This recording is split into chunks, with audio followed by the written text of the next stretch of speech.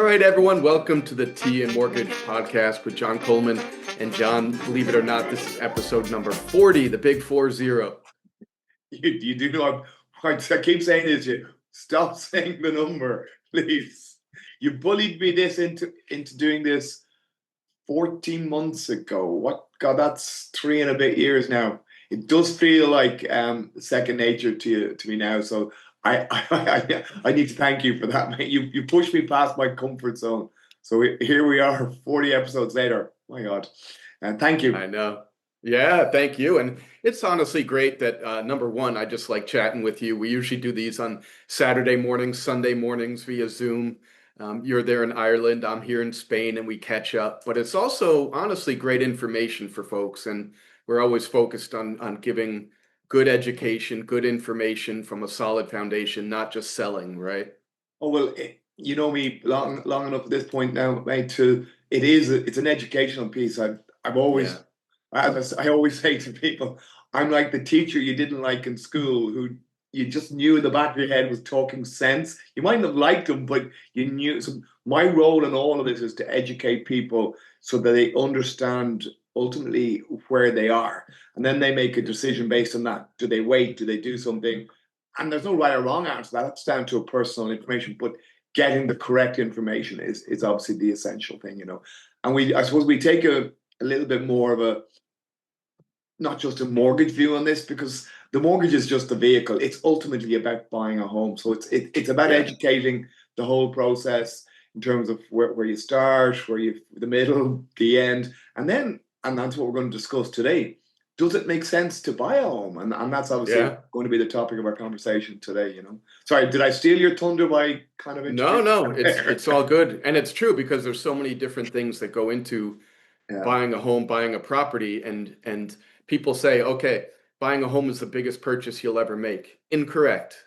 Because you're not buying the home, you're buying the money to buy the home. And that's exactly where the mortgage vehicle you're talking about comes in. So it's important to pay attention to buying that money or renting that money, if you want to call it that, because you're paying it off.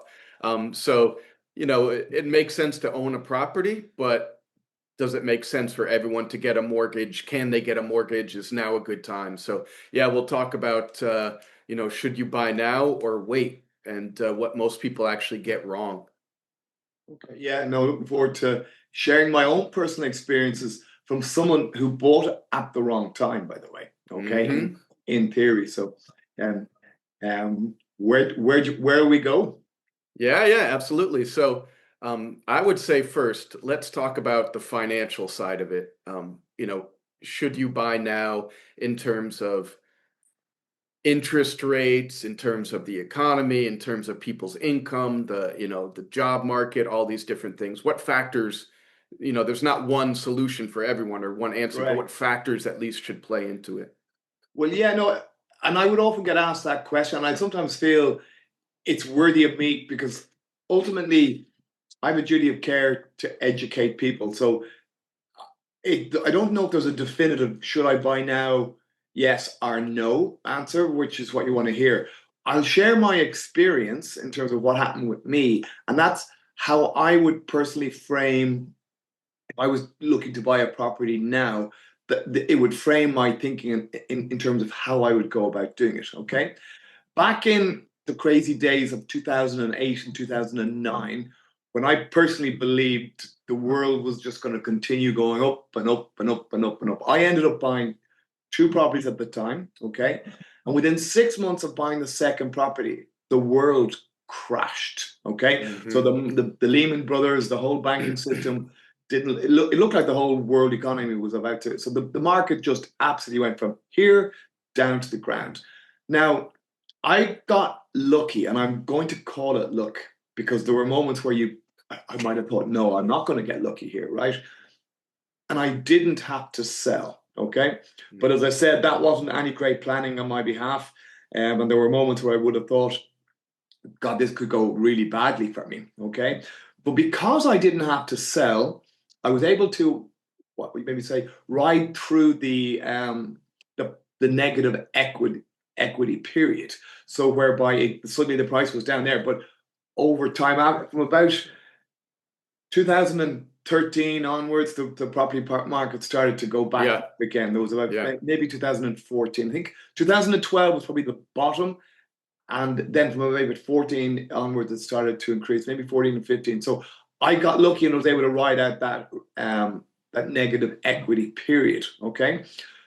But as I said, it was look. So how that would frame my thinking if I'm going down, if I was going to buy today would be simple. Remember, you touched on this at the start in terms of buying a home that people say is the biggest investment of your life.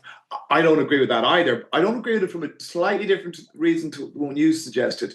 I don't, because I view it as a lifestyle choice, right? hmm You're buying a home where you see yourself living for the next 10 to 15 years.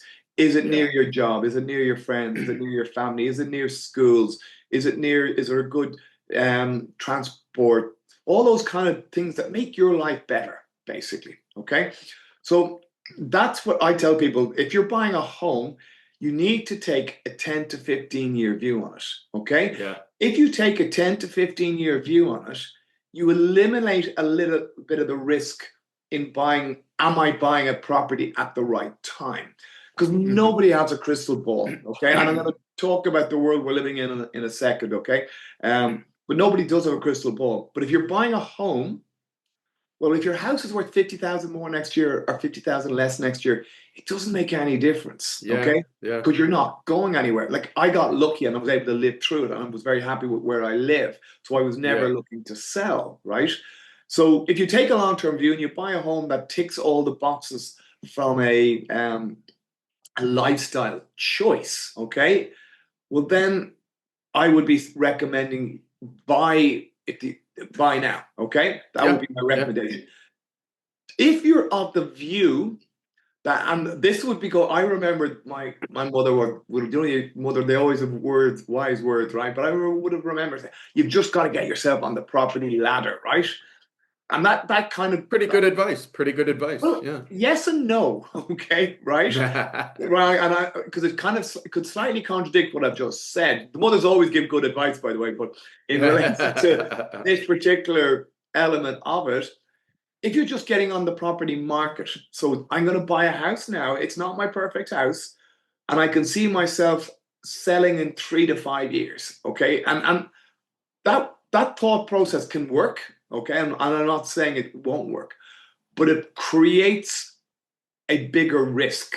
Okay, because suddenly you're now I'm buying a If house. you're looking to if your goal is to sell in the short to medium term, Yes, right? exactly. Yeah. You're kind of you're at the point whereby okay, well, the market may go against me, and then I'm stuck in this house for that period of time. So over a long period of time, property prices will go up. Okay, that's traditional. Yep. But there are in any market cycle, you will have moments where it'll kind of could go down. So by taking a shorter term view, you open that market risk to yourself, shall we say. Now, it doesn't mean the world won't work in your favor, okay? As in the property prices won't continue to go up. If I was, and we've done our predictions for 2026 on the property prices, okay? But I suppose just to go with them, I still don't think the property prices in Ireland will fall in the next 2 years. Yeah. No Yeah. matter, and we'll discuss. It's worthy of it. I know we've discussed it in kind of ad nauseum previously the world situation, but even with what's going on in the world, I don't see the prices falling in Ireland Yep. because the gap between supply and demand is too significant. COVID came, prices that stalled for a moment in time, but then within a very short period of time, they continued to go up at a crazy price. Interest rates went up by 4% straight after COVID. Prices did not fall, they continued to rise, obviously not by as much. Then last year, Trump, with his Liberation Day and the tariffs against the world, right, didn't have an impact. Now, obviously, we've got the Iran situation now, and the price of oil is the sort of the key determining factor that will affect interest rates. If the price of oil continues to go up, inflation is only going one way, and ultimately the central banks around the world will react to that, okay, and by putting up interest rates, which again will dampen demand, okay. But you remember hmm I described, I think it was, I don't know, was in our last conversation, I described three different types of people. You've got your risk adverse people who will always find a good reason not to make a huge decision like buying a house. The glass is always half empty, Yeah, right? yeah. Yeah. And they're going to be right at some point. So then they've got the risk neutral people who are kind of go with the prevailing mood of the day, and then you've got the risk adverse who will just make a decision regardless of what the kind of the confidence is. I still think there's enough of the sort of risk risk takers and a little bit of the risk neutral people to keep the demand at a point where the prices won't fall. That's just Yeah. one man's opinion, but it's a short And kind of immigration, when you're talking about any country these days, but Ireland as well, there's a good number of immigrants or expats that come in every year with good jobs and ready to buy as well. So that just adds a little bit more energy to the property market every year as well. Yeah. absolutely because they're here. They've made a decision that Ireland's going to be their home and they want to buy a house. And I've got obviously incredible admiration for anyone who has that because Yeah. I think I've said this in years ago. I don't think I could have gone to another country and kind of establish myself to the point whereby I'm in a position to buy a home. I just think it's Me incredible. neither. I could never move to another country. You're the traveling. I'm the I expert don't put at on the it. list Yeah. of the number of countries you've lived in, buddy. But in terms of so going back to the question, would I buy right now? It's a guarded yes. Okay. Mm-hmm. Mm-hmm. It's a yes on the basis that I'm buying a home, okay? That I'm buying a home that I could foresee myself living there for 10 to 15 years, okay? Yeah. If Yeah. you take that view, you take the sort of the market risk out of it, Yeah. okay? Interest rate risk and the world risk. Well, the interest rates, there is a risk, right? That the rates may go up, okay? Because if there's an inflationary period, so, but we would always have a conversation with people whereby when you're buying a house, you always need to be able to say, what happens if the interest rates went up by 2%? Could I still afford to pay this mortgage, right? And that never happens overnight as well. With it interest doesn't happen rates, overnight. it's in cycles. It would Yeah. be a cycle, but after COVID, it did go up by 0% by 4% Yeah. in a Yeah. relatively short period of time, Yeah. right? Certainly over 15, 16 months. So it did happen. It was the first time it ever happened to that extent. But that was a reaction to all the money that had been pumped into the system to keep everyone afloat during the COVID time. So it was a sort of a necessary response to a pandemic, basically, that and the money that had been pumped into the system to keep everyone kind of going. So hopefully we won't have ever one of them again in our lifetimes. But you just don't know, basically. So so there is an interest rate risk. But if you're buying and that would then, if you wanted to kind of broaden out the sort of the conversation, that is something if you wanted to, if you should be factoring into your thought process in terms of it's not just a case of like people always say, well, my mortgage is cheaper than my rent. Yeah, and rents are going up too, but there's a bit of a cap on rent here in Ireland, so they can't go up by as much. But the mortgage rate, depending on what type of rate you take, hasn't got the same level of certainty. Okay. Mm-hmm. So you need to be able to factor in, well, what happens if it went up by 0.5%? Could I, even 2%? If you take a 4-year fixed rate, what would happen in 4 years' time if the rates had gone up by 2%? So you do need to factor those things in. Obviously, most of us live in a sort of a world where we just take a day-to-day view, if that makes any sense, which is understandable. But when you're looking at your finances from a sort of a best practice point of view, you should be taking a long-term Of course. a long-term view. And I know we're going to discuss this very, very soon on a different session. You and I we'll be discussing, and maybe we might do it on our next session. The value of getting your mortgage paid as quickly as possible is of great value. So, but going back to the question, would I buy right now? Yes, if I take a long-term view. If you take the long-term view. If I take a long-term view. If I have a short-term view, I'm a little bit more cautious. I have a view, and again, that this war won't last as long as some people might be suggesting, purely and simple because of your man's ego. He wants the stock markets to be doing well, right? because And gas prices to be low, and and gas prices to be yeah. low. So he'll find a way of declaring victory and getting the hell out. That will be my prediction as to how he manages, and then hopefully the oil situation and the price situation will come back into in line, and that will remove the threat of interest rate But increases. it's a great point you make, because right now we're talking, in April 4th, 2026, about the Iran war, or I guess the USA war, let's call it, right? Yeah. Invasion and all this stuff. But there's always something. There's always a COVID, there's always a crisis, there's always a countries, Yeah, don't the forget, poor Israel Ukraine is before still at war with Russia Ukraine. and have been Yeah. invaded.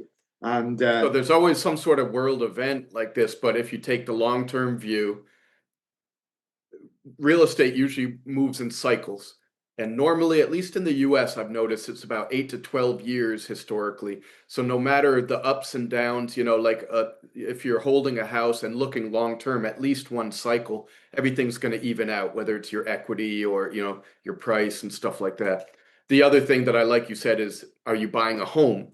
So if you're living in it, your family's in it, the school, your neighborhood, the parks, your work is close, that's totally different than if you're buying an investment property or just looking to cash in. That's a total other podcast, right? absolutely, and And that's a mindset. And people do sometimes you do get asked the question, am I buying at the right time? Now, I suppose if you were of the view, right, and this is again purely a judgment call, okay?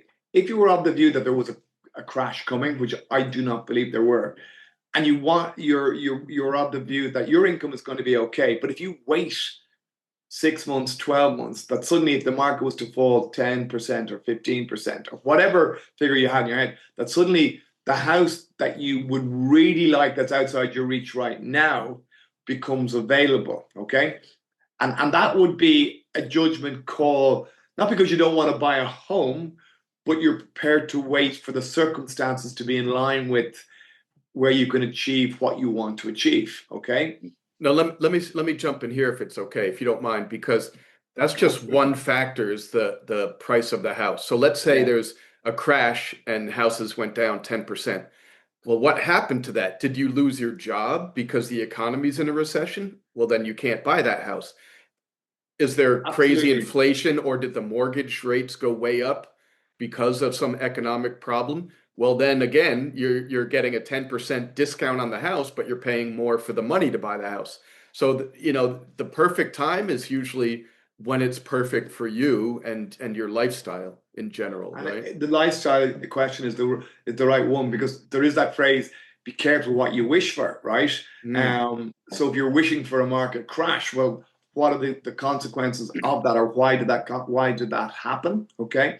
So suddenly the house that you feel you're waiting for. But again, it is all subjective, and it is all hmm about a personal judgment call. Because going back to when I sort of our piece around the roadmap of them, showing people where they stand now and where they might need to do, where they might need to be to get what they want, right? And if they hmm don't feel that they can get to where they want to get the home they want in a relatively quick period of time, they might take the view, and they could well be right, but I don't believe so, that the market's going to crash, but my income will remain solid, okay? And they're needing two sets of circumstances to align to get what they want. But in history, people who go against the crowd tend to sometimes always come out best, um, Yeah. right? But it is all about making the judgment, and I'm not clever enough to know when to go against the crowd, um, on a sort of on a long term, or a moment in time. Basically, my view in it again is, I don't view buying a home as an investment. I view Yeah. it as this is where you're happy. This is where you can see Yeah. yourself growing, developing a family, your roots, whatever that may be. But it's to help you have a better life, right? So if if it takes those boxes from that point of view, and you're happy to take the 10 to 15 year view, doesn't mean you can't change in between if Yeah. the world works in a way that suits you and makes it make sense. But if you can take that view, well then go for it, is my view. But Yeah. that's just one man's opinion, so And yeah, and it's a good opinion. And the other factor to think about is also, buying is not, It's not buying yes or no in a vacuum. It's buying or renting. That's your other choice. And renting, you have to weigh those problems and those negatives. You're not Yeah, building and the rent equity. market, yeah, the Yeah, rental market is pretty, it's very tough in Ireland. That finding somewhere to rent is difficult enough. The rates are pretty high as well, and the security around it. Now there are new laws that have come in to try to protect the tenant, but there are, because of the new laws, there are people getting out of the rental market. The yeah, one-time yeah, investors are getting out, right? And ultimately, that's reducing the pool. And when you rent, you're then at the mercy, um, of well, does the landlord suddenly decide he wants to sell? Now, sometimes now when trying to sell the laws, you have to sell with a tenant in place. So yeah. it's kind of messy, to be honest with you.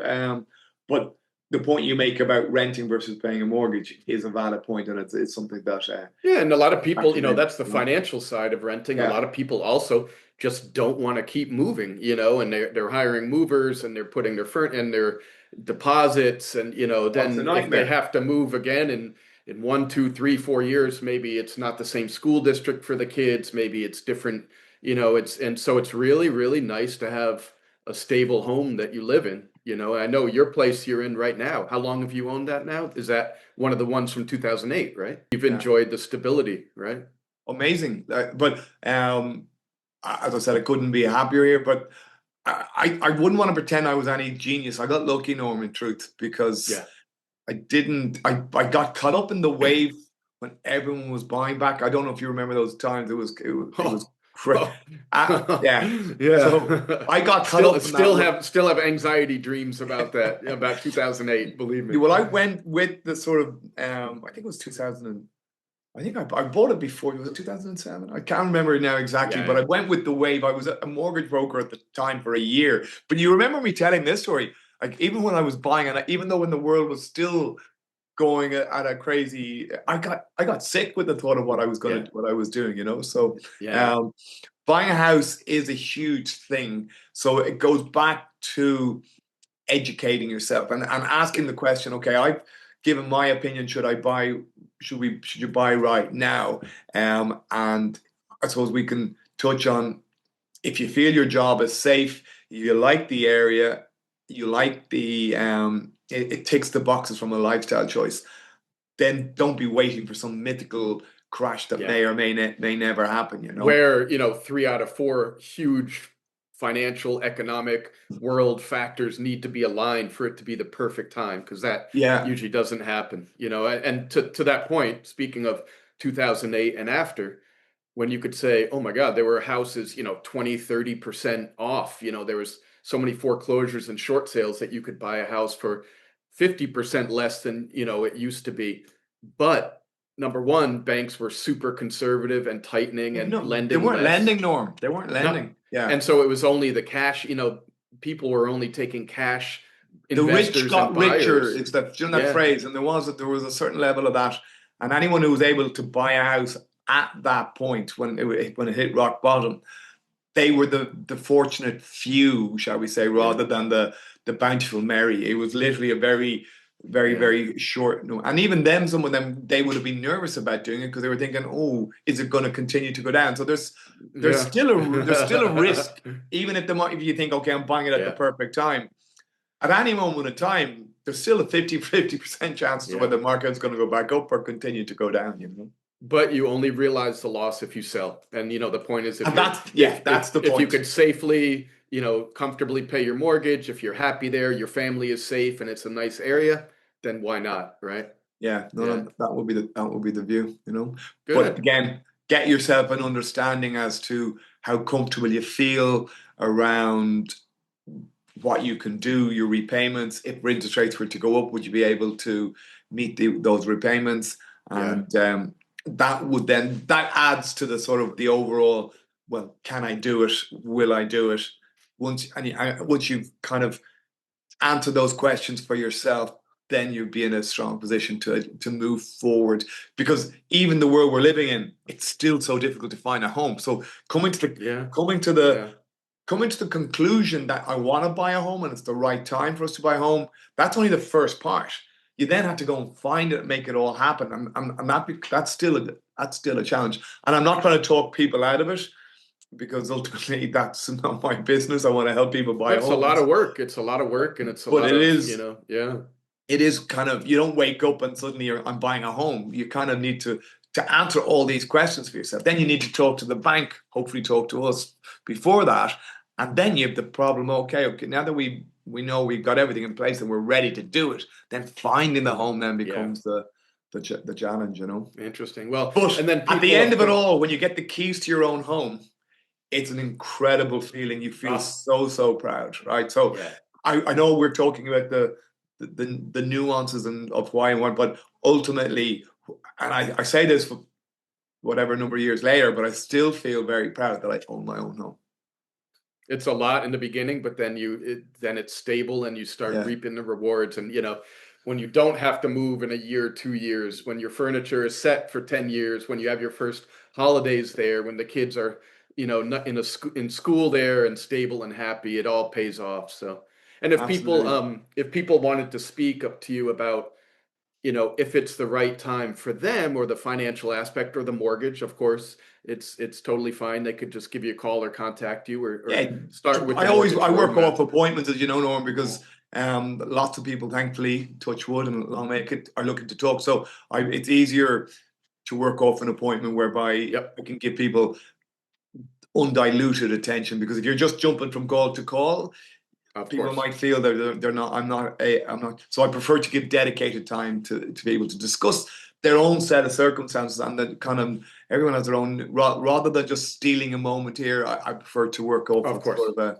And you have a nice system too, that before you even get to that point where you talk to them one on one, you give them some really good, efficient well, education yeah, we where give them their they know mortgage what roadmap. questions, Yeah, they know what yeah, questions to ask, and yeah. they're informed enough to know But what process they're they may looking at. already know that, and if they do already know that, like we may have already given them the roadmap. Ultimately, it's questions around the different schemes. So you can always book a call with me Yeah. to hit me up with any questions they have, or always email me questions. I spend my life on appointments and replying to questions around, and I love it. So And you ultimately, spend your life doing podcasts with me, so that's well, episode number you 40. bullied me into that. You bullied me into that. But I feel someone said to me there yesterday, and I take this slightly as a compliment. But I don't know. He says, "God, I'm seeing you everywhere. All these kind of videos and ads. He said, next, I'll be seeing you kissing babies like a politician." So, We won't go that far, I we think, won't but go that far. it's all for Yeah, the point of education, not self-promotion, absolutely. Yeah. which is why I'm a fan of what you do, of course. But Well, yeah, thank you, everyone, my friend. episode number 40, Tea and Mortgage. Should you buy now or wait? And thank you, John. And we have some great stuff coming up for our next podcast as well. Yeah, thanks, Norm. Thanks, everyone. And obviously, you know how to contact me. And if you do have any specific questions or want to book a call, love to hear from you.